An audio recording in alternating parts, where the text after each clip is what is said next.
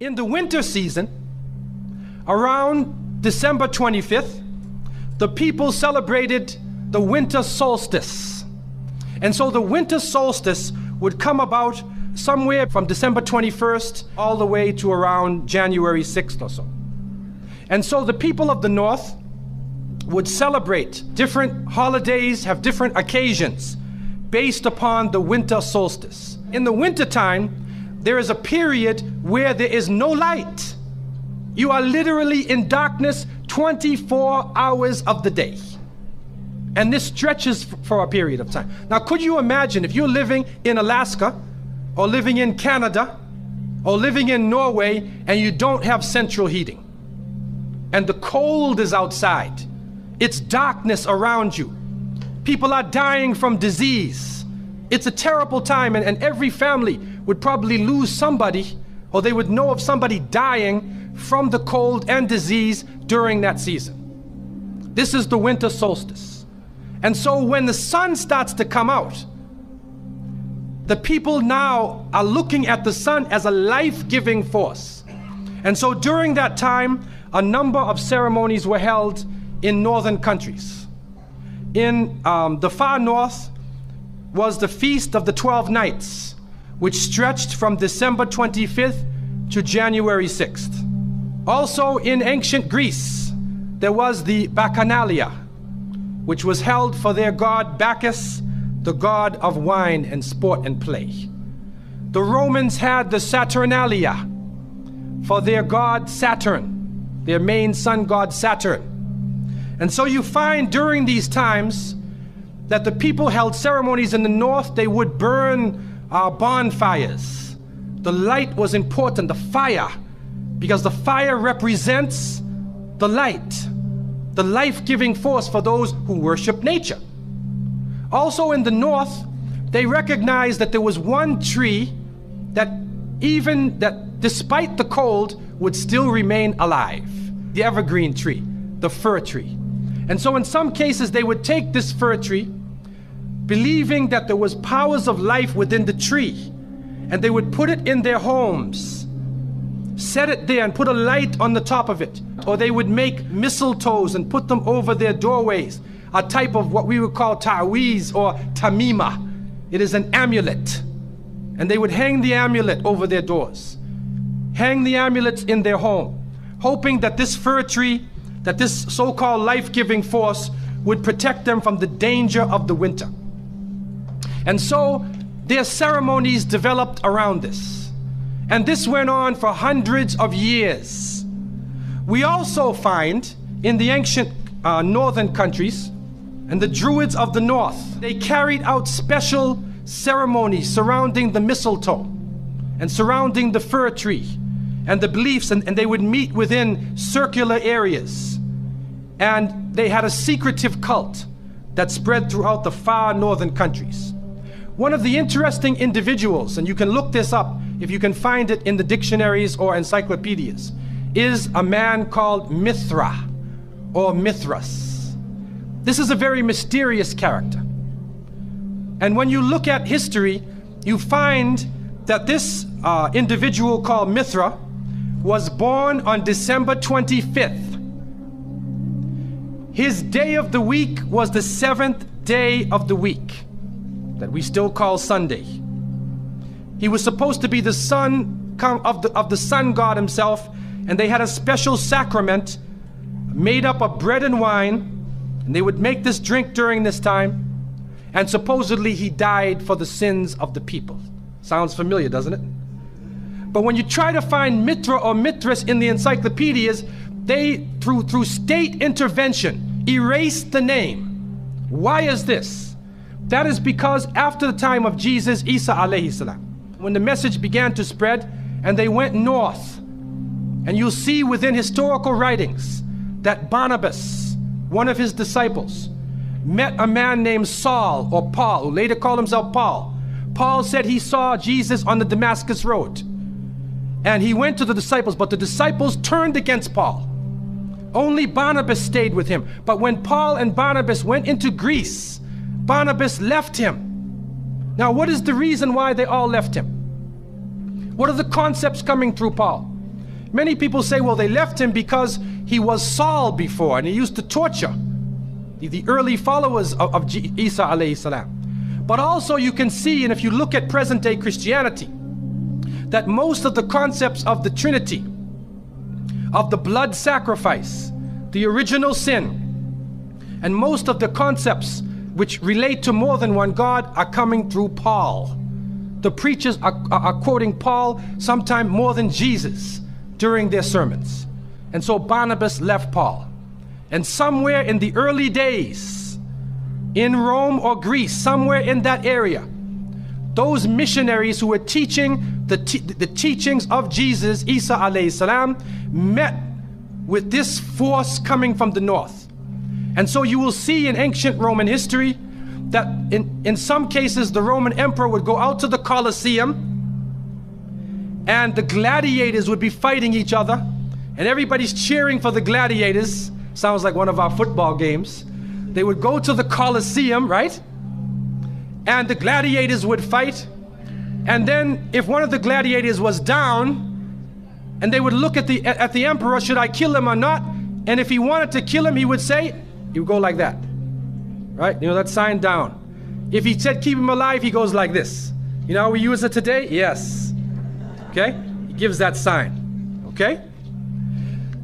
One of the terrible things happening during these rituals at the Colosseum is that they would bring the Christians out, literally men, women, and children, and feed them to hungry animals.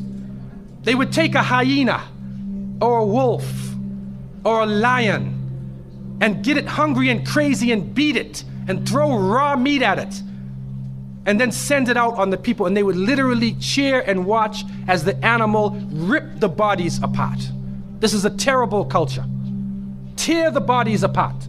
And so somewhere along the line, somebody who couldn't take the torture, who felt that maybe we can win these people over, made a compromise.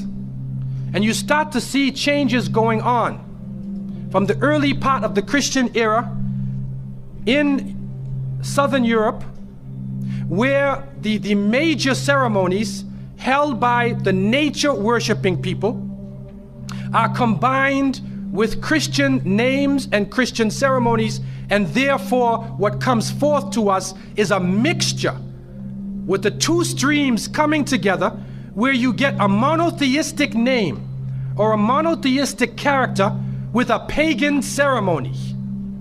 And so the mixture of this together is what is giving us the present day holidays that we see. Number one, we understand that Isa alayhi salam, according to the different reports of the different scholars in many religions, he was not born in the cold weather. History shows us that he was born during the warm weather. Even in the Christian traditions, they have the belief that the shepherds were tending their flocks outside. And in Palestine, you cannot keep your flocks outside in the wintertime in the evening. You bring them in because it's cool at night. And so it was the warm weather. It was also the time of the taxes in the north. In the story coming in the Quran, when we see the mention in chapter 19 in verses 24 to 25, and we see the mention of the story of Mary, because it is the belief of the Muslims that Maryam, may Allah be pleased with her, was a virgin, and she had dedicated her life to the worship of one God, prayer and fasting. And by the power of Allah, that the Creator breathed His Spirit into her, and she conceived Jesus. He said, be, and it is. She conceived Jesus, Isa alayhi salam, without a father, without a man. That is a belief of Islam. It is also a belief that when she felt the pain of the pregnancy, that the angel came to her and told her to go outside of the city. She went outside of the city to a remote area, and there she found a palm tree, and she found water. And it was speaking about rutub, janniya. It was speaking about a type of rutub, or a type of dates. And those who know, who have lived in the desert area, know that when the dates become ripe, when you start to see the color of the dates change, because dates are not brown, you know. Dates are originally red and they're yellow, they're other colors, but they turn the brown. It's at the height of the heat that the dates become ripe. And so it's at that time that she gave birth to Isa alayhi salam. So from different points of view, different historical points of view and different religions, we understand that Isa alayhi salam was not born during the winter season. He was born in the warm weather. So who was it that was born in the winter season? What is that? Who is that character now? Let us become detectives and try to find out the answer to this problem. Number one, you have to understand this concept of Saturn, the concept of Bacchus.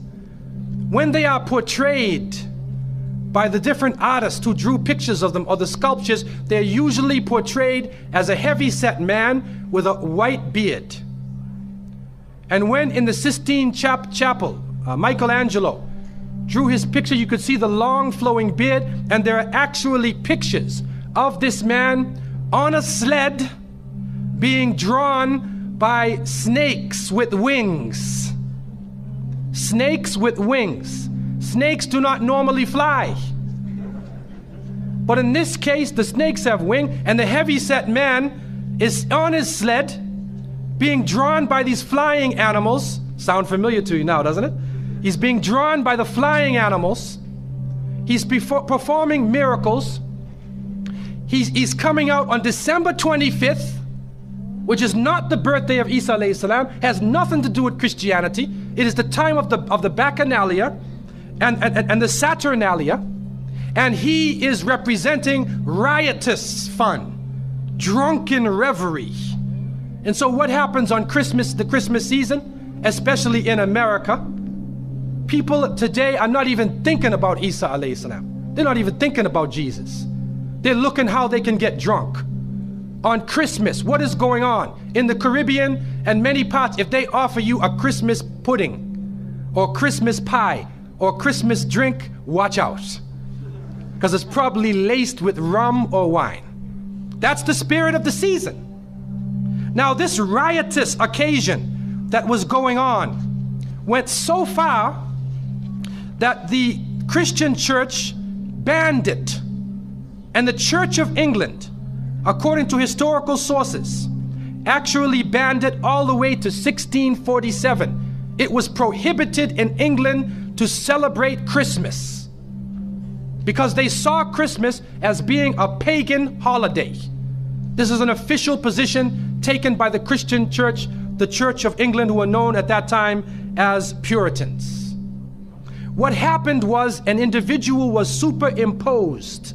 A name was superimposed. We hear about the name of Saint Nicholas. Saint Nicholas. Now, Saint Nicholas himself is actually coming from the ancient writings of Beowulf. And in these writings, which are done in the Scandinavian region, we find the name Nick or Nickel or Nicker. He was known as a demon, the demon of the north. He was known as the evil spirit of the north, the name of Odin, the evil principle. And so in Germany and in many of the northern countries, the people actually looked upon this so-called Saint Nick as being an evil force, and they would tell their children in the wintertime, don't go outside, because if you do, Nicholas will come along, Nickel will come along, he'll capture you, put you in his bag, and take you away. And so they used it as a negative concept.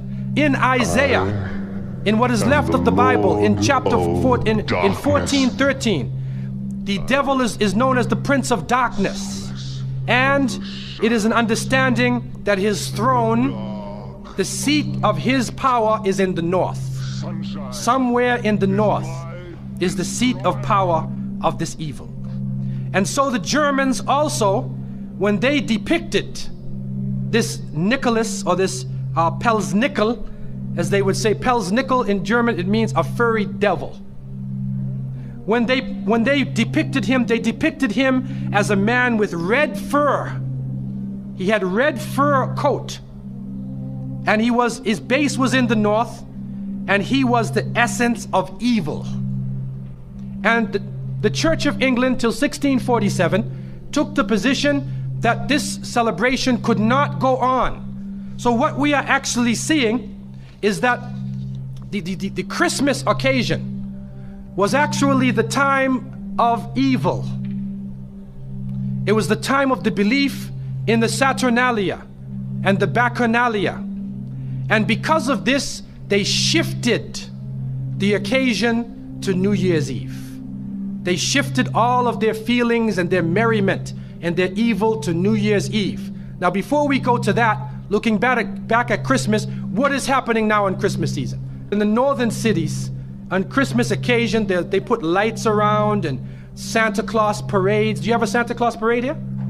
They have Santa Claus parades, and St. Nicholas is outside and he's in the streets and everybody's talking about St. Nicholas, and the poor children are taught that St. Nicholas is going to come down your chimney. Most people don't have chimneys in Miami anyway, but a 350-pound man is going to come down your chimney and bring you presents and keep his clothes white and red, and he go to all of the homes in the area and put presents in your stockings and put presents under your tree, and then fly back out into space. And the father, the poor father who sweat and toiled all year to get you the presents, gets no credit for the present given to the child. St. Nicholas comes down the chimney, gives you this present, flies off into the night. And many of us were raised thinking, believing in this. Some of us would sneak into the night and look and see our father putting the present under the tree. We knew what he was doing anyway. But you went along with it, and the people say, well, you know, it's Christmas. Don't you like to have fun? You want to stop the children from having fun? What kind of people are you? But what are you teaching the children? You are using the name of Jesus, using the name of Isa alayhi salam, and you are using a figure who historically is the devil. The devil himself, wal-iyadhu billah. They are using his figure, and he has now taken over the Christmas season. Christmas now to most people means materialism. You have to buy presents for your cousins and your friends, and you got to buy about 34 presents. And you find that most American people are in debt for 6 months after Christmas. Now, where is Jesus? You get drunk, you fight, you lose all your money, the stores raise their prices. Isa alayhi salam is described as a very humble person. Most of the time he didn't wear shoes, only 1 or 2 changes of clothing. A very simple person, eating very simple food, fasting most of the time. You see what is going on? There are 2 streams now, a stream of polytheism, a stream of monotheism, and now the polytheism, the materialism, is overtaking the monotheism and standing in the way and taking over our society. And some foolish Muslims coming along from outside of in their country say, well, I just want to be an American. I want a tree too. I said, brother, do you know what the tree stands for? He said, no. Okay, I'll get a palm tree with dates. I'll make it halal, a halal Christmas tree. But brother, you have to understand what it means. You have to understand what it means. Number one, the Prophet ﷺ, when he spoke about, he talked about ar-ruqya, wa tama'im, wa tiwala. He said all of these things are shirk. That if you hang amulets thinking that this ta'weez or this amulet is going to protect you from something, then you are actually giving power to the creation of Allah and taking it away from the Creator. If you think that by making some spells, going to a magician and asking them to put a spell on someone, you want to get married, so you go to the Sahir and say, put a spell on Ali, I want to marry him. Put a spell on Zainab. What kind of marriage are you going to have if you go to the magician? And so the Prophet, peace be upon him, named all of these things, the superstitions, the amulets, all of these type of things are the other stream which goes away from monotheism, from the belief in one God, and takes you into another religion.